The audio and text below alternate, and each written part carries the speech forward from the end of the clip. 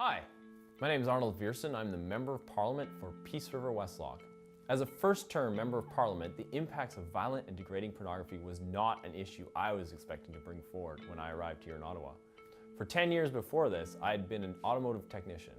I'm comfortable in the auto shop, surrounded by trucks and minivans, instead of the cocktail circuit and VIPs. All of a sudden, I was heading to Parliament as an MP from the vast rural riding of Peace River Westlock in northern Alberta. As I researched ideas to bring forward to debate in Parliament, I heard from organizations from across Canada. I was shocked to hear about the impacts of pornography and how much of mainstream porn is violent and degrading.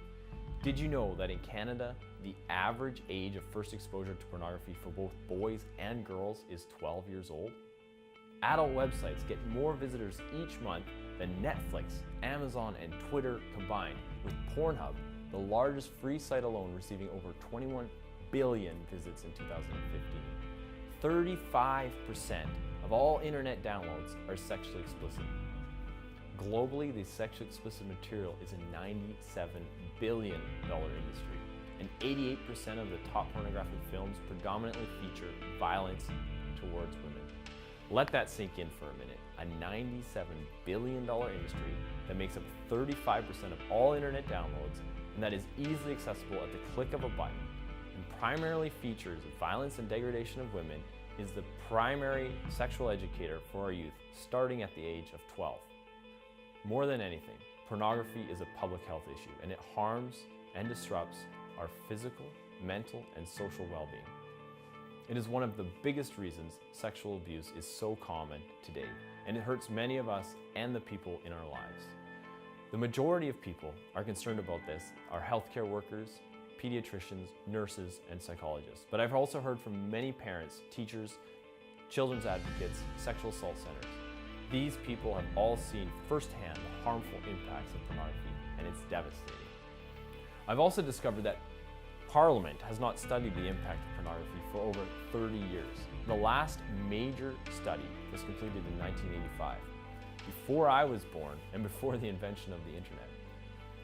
We had to do better to protect Canadians against sexual abuse and violence.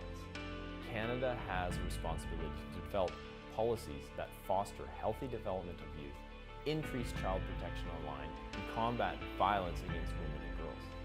I want my daughters to grow up in a culture where they don't need to fear being sexually assaulted, and I want my son to grow up respecting women.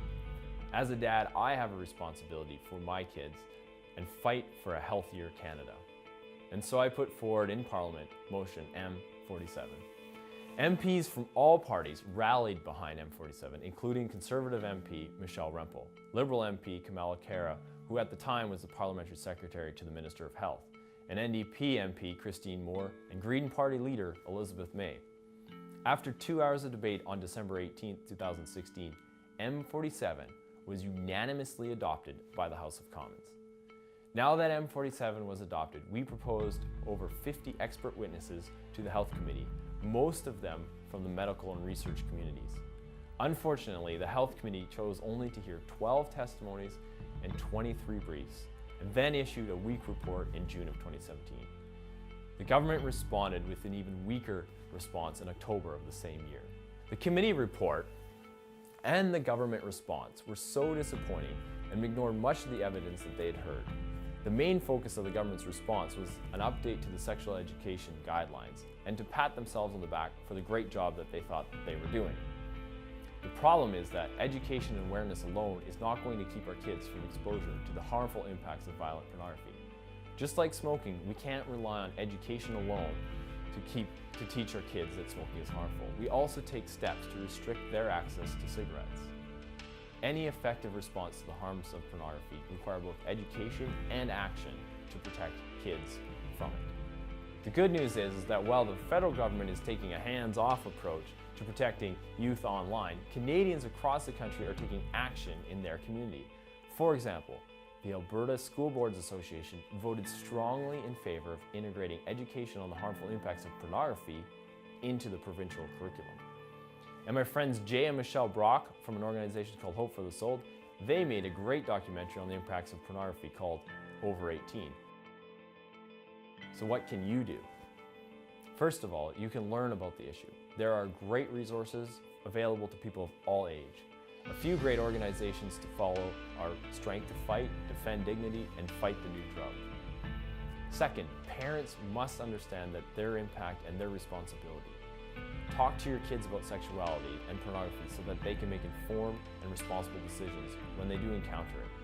Books like Good Pictures, Bad Pictures, and websites like Kids in the Know are great places to start. If you aren't your children's sex ed, the internet will be, and they will be absolutely exposed to violent pornography.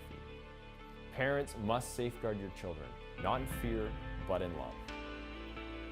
Third, we need to encourage the federal government to do more than just education. The UK is way ahead of us in this. In 2013, they worked with internet service providers to offer parents opt-in filters.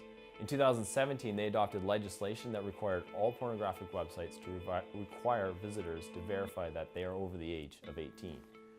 Visit my website and download a petition calling on the federal government to implement age verification in Canada. I have presented signatures from over 10,000 Canadians, but we need many more. Finally, get in contact with me so I can keep you up to date as to what we are doing at the federal level to protect kids. Send me an email at arnold.viersen.a2@parle.gc.ca. Folks, I don't believe boys and girls are born with the idea that violence and degradation are a normal part of sexual activity. They are taught this by a multi-billion-dollar industry, and it has to stop. We need to stop giving pornographers unrestricted access to our children.